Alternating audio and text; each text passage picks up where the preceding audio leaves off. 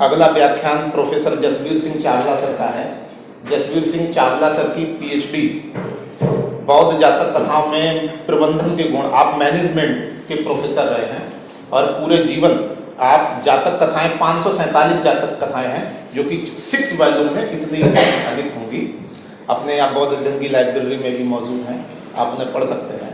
और पूरी जीवन अब आप रिटायरमेंट के बाद आईआईटी, आईआईएम या जहाँ भी विश्वविद्यालय में जो मैनेजमेंट के डिपार्टमेंट हैं वहाँ पे आप घूम घूम कर मैनेजमेंट बौद्ध कथाओं में कैसे करके जीवन को सुधारा गया, कोई आदमी परेशान है, कष्ट में है या कोई समस्या कैसे आई, कैसे उसको देखा गया।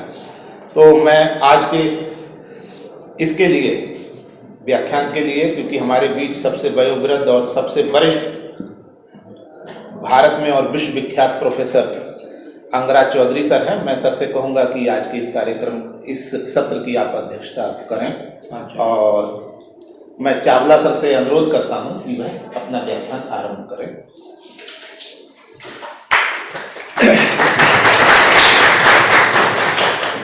पहले तो भगवान बुद्ध की वंदना, नमो भगवतो, और उसमें एक शब्द जुड़ता है सम्मा संबुद्धस्स, है ना, नमो भगवतो सम्मा संबुद्धस्स। तो मेरा जो सूत्र है वो वहीं से मुझे प्राप्त हुआ। सम्मा जो है वो सम्यक है ना। प्रोफेसर साहब ने अभी उसकी बात भी कही और मैं इनका आभारी हूँ, है ना। इनके मार्गदर्शन में बहुत सा काम मैंने भी किया है। और प्रोफेसर सुरजीत तो मेरे इतने अभिन्न रहे हैं, आईएएस बीएस में इनके साथ मैंने पर्चे पढ़े हैं और जातक कथाओं पर ही पढ़े हैं। और इनका भी जो शोध है वो भी जातक कथाओं के एक अंश को लेकर के है ना। वो अभी आप लोग देख लेंगे। मेरी जो सबसे बड़ी उपलब्धि मैं अपने जीवन की कहूँगा वो यही है कि मैं जातक कथाओं में ढूंढ पाया प्रबंधन के तत्व। और आज जब आप इस तरह की बहुत ही गंभीर प्रश्नों पर चर्चा कर रहे थे, अपने विमेन स्टडीज़ वाले भी यहाँ होते तो बड़ा अच्छा होता, क्योंकि मैं इसी का एक्सटेंशन बताने जा रहा हूँ कि जातक कथाओं में देखिए स्त्रियों का जो प्रबंधन की बात है, भिक्षुणी संघ के प्रबंधन की बात है, वो किस प्रकार आई है। खैर, ये वीडियो यहाँ होगी, वो कभी इसका लाभ ले लेंगे। आप अभी इस प्रश्न को उठाया गया था कि वे 500 साल कहने लगे कि उनकी जो धर्म की आयु है वो कम हो जाएगी अगर स्त्रियों का प्रवेश हुआ। ये बुद्ध ने कहा, ऐसा कई बार उद्धृत किया जाता है। तो जातक कथाओं में इसके बारे में क्या बात है, स्त्रियों के बारे में। मैं आपको बताऊं कि आप जब मैं रिसर्च शुरू कर रहा था तो वहाँ जब इंसाइक्लोपीडियाज देख रहा था, इंटरनेट पर भी आ रही थी, तो एक में तो यहाँ तक लिखा हुआ था कि जातक कथाएं तो पोर्नो है। पोर्नो है। रशियन विकिपीडिया में ये शब्द दे दिया गया कि उसमें इतनी ज़्यादा भर्त्सना स्त्रियों की गई, ऐसी ऐसी कहानियाँ हैं। मुझे इस बात ने बहुत विचलित किया और मैंने बहुत ही गहराई से इस प्रश्न को जानने की कोशिश की। अभी ये बात भी चर्चा में आई कि बुद्ध कोई स्त्री नहीं हुई और बोधिसत्व भी नहीं हुई, है ना। देखिए 547 कथाएं हैं और सब में बोधिसत्व एक चरित्र के रूप में उभरता है, हर कहानी में बोधिसत्व है। लेकिन कोई भी बोधिसत्व स्त्री पात्र नहीं है, सारे पुरुष पात्र हैं।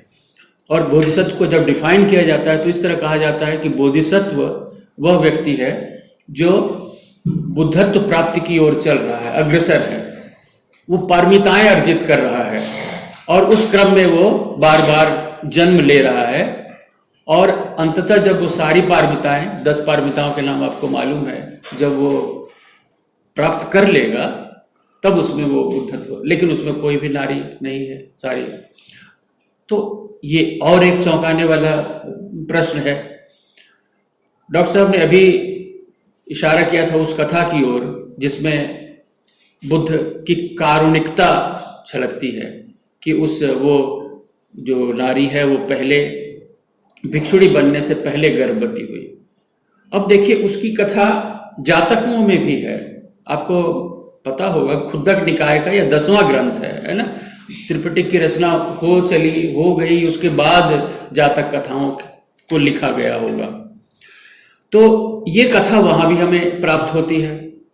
अब जातक कथाओं को समझने के लिए बहुत ज़रूरी है कि मैं आपके साथ एक वर्कशॉप करूं कि हर कहानी को समझने के लिए उसकी एक टेक्निक जो है तो वो मैं आपको बताऊं। अभी इतना समय नहीं है, संक्षिप्त में मैं आपको बताता हूं कि किस तरह ये कहानी आगे बढ़ती है। कहानी वेणुवन की है, जब भगवान वेणुवन में विहार कर रहे थे। आपको मालूम है राजगृह के समीप वो वेणुवन है जहाँ शास्ता रहते हैं। और देवदत्त तब संघ में फूट डाल चुका है, देवदत्त ने अपना संघ बना लिया है। और ये कथा राजगृह के एक परिवार की है, एक राजगृह का सेठ परिवार है, उसकी लड़की है। उसने भगवान को सुना है और उसके मन में वैराग्य उत्पन्न हुआ है। वो पिता माता से कहती है कि मुझे भिक्षुणी बन जाने दीजिए। माता पिता कहते हैं कि अभी तुम्हारी उम्र नहीं है, शादी के बाद तुम जो करना हो कर लेना, हमारी तो जिम्मेवारी है, हम तुम्हारी शादी कर दें फिर अपने ससुराल में जाके जो करना। इस ढंग से उसको रोका जाता है। राजगिरी का कोई धनाढ़ परिवार था, वहां उसका विवाह भी हो जाता है। उसके बाद घटना इस तरह है कि एक कोई त्योहार है जिसमें सारी स्त्रियां अलंकृत हो रही हैं, कोई बड़ा पर्व है या इस तरह से, और ये जो है मन महसूस करके बैठी हुई है ना, कोई श्रृंगार नहीं कर रही। तो इसके पतिदेव जो है वो आकर के ताना कसते है ना कि तुम इसी तरह बैठी हो, अच्छा तुम संग में चली जाओ भिक्षुणी संग। तो वो हाथ जोड़ के कहती है कि मैं यही तो चाहती हूँ, है ना, पर मेरा प्रवेश वहां हो जाए तो बड़ा अच्छा। अब देखिए पति कहते हैं ठीक है, तुम कल से तुमको हम चली जाओ भिक्षुणी संघ में। वहाँ हो सकता है देवदत्त वाला जो विहार है वो निकट रहा हो या और कोई कारण रहा हो। बुद्ध उस समय आता है कि बुद्ध वेणुवन से उस समय जेतवन की ओर जा चुके हैं। अब ये लड़की जो है ये देवदत्त वाले संघ में चली गई, ठीक है। और कालांतर में जब लक्षण प्रकट हुए हैं उसके गर्भ के, तो और बाकी भिक्षुणियां जो है वो देवदत्त से जाके कहती हैं कि इस तरह से है। तो देवदत्त बहुत ही गुस्से हो जाता है ना, और बहुत ही निर्ममता से कहता है कि भाई जब इसको यहाँ से निकालो, ये तो मेरी सरासर बदनामी है मेरे बिहार की। वैसे ही बेचारा परेशान होता है ना। दोनों आप और कई उसने अब इसमें प्रकरण आते हैं, कई कथाएं आती हैं जिसमें बुद्ध को मारने का भी करता है। तो कहता है ये तो और मेरे लिए मुसीबत का घर है, इसको निकालो यहाँ से। लेकिन भिक्षुणी कहती है कि मैं तो देवदत्त को जानती ही नहीं, मैं तो बुद्ध के प्रवचनों से सुन के मुझ में वैराग्य हुआ था, मैं तो बुद्ध के उसको जाऊंगी, है ना। और वो वहां से पच्चुपन्नवत्तु में ये कथा आती है कि वो वेणुवन से जेतवन की तरफ प्रस्थान, कई दिनों में पहुंचे होंगे, पैदल का उस समय था रास्ता। तो लेकिन जब वो श्रावस्ती पहुंचती है और भगवान को ये सूचनाएं प्राप्त हो रही है कि इस तरह से जो एक भिक्षुणी है उसके साथ ये अन्याय हुआ है और वो आपके दर्शन चाहती है ना, आपकी भिक्षुणी संघ। तब तक जेतवन में भिक्षुणी संघ जो है वो स्थापित हो चुका है ना। उत्पलवर्णा है, विशाखा है ना, और वो भिक्षुणियाँ साथ में है। और अनाथ पिंडक की तो पूरा परिवार ही है ना, जिसमें सुजाता और तमाम स्त्रियों का नाम है, वो उपासिकाएं हैं वहाँ की। तो भगवान क्या करते हैं, उसको एक जो सभा बुलाते हैं, भिक्षुणियाँ भी हैं, अनाथ पिंडक भी है, चुल्ल अनाथ पिंडक भी है, प्रसेनजीत भी है, सारे और बाकी गणमान्य जो हैं लोग वहाँ के श्रावस्ती के, वो सारे आते हैं। और वहाँ पर वो ये बात जो डॉक्टर साहब ने बताई, इस कहानी का आता है कि उसकी जांच की जाए, और जांच करने पर पता लगता है कि नहीं, ये जो गर्भ है ये पहले का है। और फिर जो काश्यप जिनका जन्म होता है, और काश्यप का जो लालन पालन है वो प्रसेनजीत के यहाँ एक कुमार की तरह से होता है, एक राजकुमार की तरह से। तो यहाँ पर देखिए एक बहुत बड़ी करुणा, मतलब लिंग का भी, मानवाधिकार की बात हम लोग करते हैं, लेकिन एक भ्रूण का भी जो अधिकार है उसको भी बुद्ध स्थापित करते हैं, है ना। तो उसके बहुत सारे विकल्प बता सकते थे, लेकिन नहीं उन्होंने। और फिर काश्यप जब आए हैं तो वो भगवान के अग्रश्रावकों में उनका बेस्ट कहते, भगवान ने कहा उनको हमारा सबसे अच्छा धर्म कथिक है, छोटी अवस्था में ही वो प्रव्रज्या लेकर के 7 वर्ष की अवस्था में प्रव्रज्या ले ली है और बहुत ही जल्दी अरहत पद पाया है काश्यप ने। तो ये कहानी इस तरह से जातक कथा में वर्णित है। अब जातक कथाओं में एक वर्ग आता है इत्थि वर्ग, उसकी 10 कथाएं ऐसी हैं। इत्थि वर्ग यानी स्त्री वर्ग, स्त्री वर्ग की 10 कथाओं में ऐसी कथाएं हैं जो कि आप कहेंगे कि बाप रे बाप, इस ढंग की कथाएं जातक में। और बोधिसत्व है हर कथा में, बोधिसत्व को रूप मानते हैं कि वो बुद्ध का पहला जन्म है ना। और बोधिसत्व इस तरह की घृणित बातें कर रहा है। स्त्रियों का उसमें बहुत ही दुश्चरित्रता बताई गई है।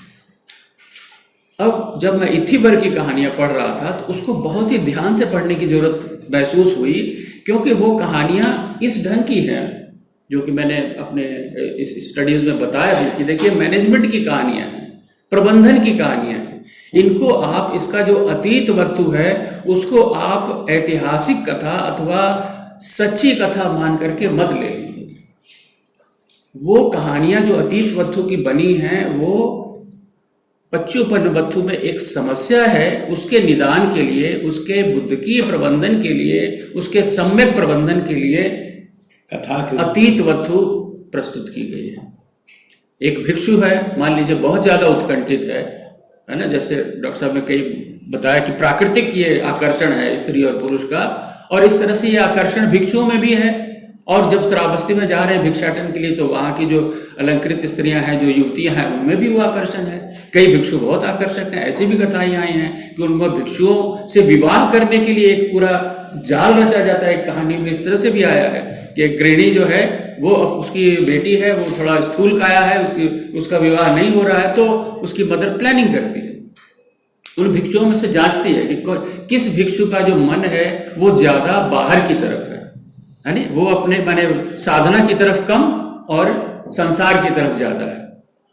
अब वो उसके ऐसे लक्षण हैं कि वो अपने जो चीवर है उसी को संभाल रहा है ना, वो अच्छा से अच्छा दिखे इसकी चेष्टा कर रहा है, तो उसको वो भिक्षु जो है लगता है कि ये जो है भिक्षु ये विहार से चला है। और उसके बाद वो उसको भिक्षा देती है और धीरे धीरे एक संबंध स्थापित होता है, उसकी लड़की से उसका संबंध स्थापित होता है। और उसके बाद वो विहार में जा करके साधना से नफरत, अब उसका ध्यान जो है पूरा इसी तरफ लगा हुआ है। अब देखिए ये प्रबंधन की एक समस्या है। पच्चुपन्वत्तु में कथा आई है, प्रबंधन की कैसे समस्या है कि भाई आप अनुशासन भंग कर रहे हैं, आपको साधना के लिए जब बजाया जा रहा है आप उसमें ध्यान ही नहीं दे रहे, आपका ध्यान उधर लगा हुआ है ना।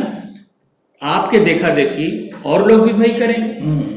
अगर आपको छोड़ दिया गया ठीक है इसको मस्त रहने दो, हम लोग साधना करते हैं, तो कल उसने किया, कल उसने किया, इस तरह से एक अनुशासन भंग की समस्या यहाँ पर स्थापित हो रही है और उसका निदान करना जरूरी है। नहीं तो ये कहानी किसी भी रूप में कही जा सकती थी, मान लीजिए अन्यत्र जिस रूप में उपलब्ध है। जातक कथा में इस कहानी को लाने का मुख्य उद्देश्य यही है कि उसके प्रबंधन की कला आपको बतानी है। अब उस भिक्षु के चित्त का प्रबंधन कैसे किया जाए, उसको एक कथा सुनानी है, तो क्या रास्ता हो सकता है?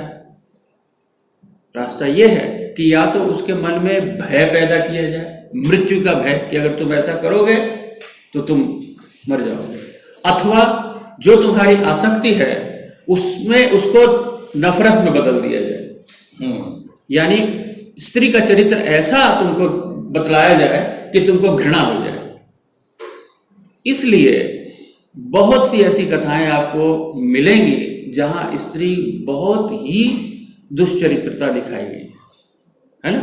और उससे क्या होगा, मान लीजिए कुणाल जातक की आप पढ़ेंगे, उसमें एक के बाद एक ऐसी कथाएं हैं कि आपको लगेगा ये तो मतलब अविश्वसनीय है, किसी तरह से मैंने कोई विश्वास ही करने लायक नहीं है ना। माने स्त्री इतनी नजदीक, इतनी खराब हो सकती है, इस तरह की जुगुप्सा उस कहानी पढ़ने के बाद आपको मन में आ जाएगी है ना। तो आकर्षण जो है पूरी तरह से विकर्षण में बदल जाएगा। तो ये एक बहुत बढ़िया मैनेजमेंट टेक्निक है। नहीं तो मान लीजिए अगर हमारे जैसा आज का कोई मैनेजर होता, अच्छा अनुशासन में ग्रस्टिक है, इतने भिक्षुओं में तुम्हारे चलते जैसे आज होता भी है, अगर मान लो तुम अनुशासन भंग कर रहे हो, हॉस्टल में तुम किसी लड़की को ले आए तो वो उसको थोड़ी रहने दिया जाएगा, और ऐसी कथाएं हैं जातक कथा में। श्रावस्ती के कुछ अमीर लोग जो हैं वो प्रव्रजा ले लिए हैं, विहार में शामिल हो गए, लेकिन मन जो है वो बदमाशी में लगा हुआ है, क्योंकि अमीर है, पैसा है, वो पैसा देकर के किसी तरह मैनेज करके कोई स्त्री ले आना चाहते हैं बिहार में, और इस बात की भनक जो है सर्वज्ञ हैं, उनको पता लग जाती है। अब वो कहानी एक अतीत वस्तु ऐसी बताते हैं जिसमें एक सियार के रूप में एक पात्र को प्रस्तुत किया गया। सियार का दिखाया गया, मैं कहानी बता रहा हूँ, उसका अतीत वस्तु की कहानी है। अब उसको एकदम सच पकड़ के मत बैठ जाइए कि ऐसे ही हुआ होगा। एक मरी हुई लाश है हाथी की, और उसको जो है सियार खा रहा है ना, एक साथ इतना मांस मिला हो तो बड़ा प्रसन्न है, खा रहा है। और खा रहा कहाँ से, क्योंकि बाकी जगह तो चमड़ा हार्ड है, काट नहीं पाता है, गुदा द्वार से वो खाना शुरू किया, और खाते खाते जो है वो उसके अंदर प्रवेश कर गया। अब क्या होता है, जब गर्मी आती है तो वो सिकुड़ गई चमड़ी, और उसी में वो बंद हो गया। अब बंद हो गया, अब वहां जो है वो तड़प रहा कि भाई तो मर जाऊंगा, कैसे निकले।